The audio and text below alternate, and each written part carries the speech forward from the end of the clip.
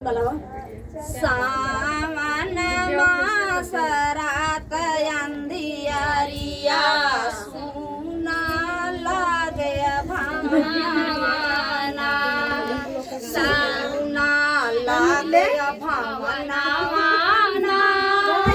सुना लागे भावना झूला देशवा के खातिर फांसी वाला झूलना फांसी वाला झूलना फांसी वाला झूलना झंखत ना घर में नयनवा फांसी वाला झूलना सावन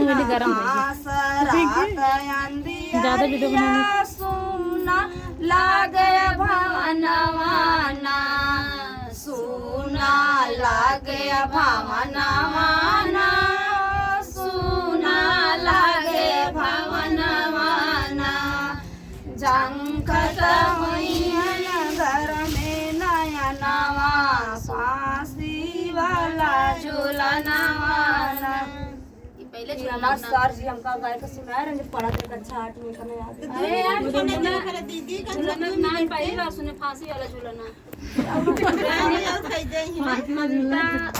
पगली इनके चैनल का नाम है फ्रेंड, लेकिन बहुत सुंदर गीत गाती हैं। फांसी वाला झूलना पहली बार आप लोग सुने होंगे। हेलो, और हम भी पहली बार सुने हैं। हालांकि बस 5 मिनट बहुत एक्टिंग से दीदी गीत गाती हैं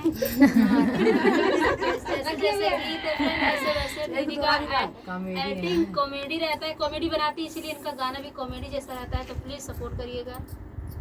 चलिए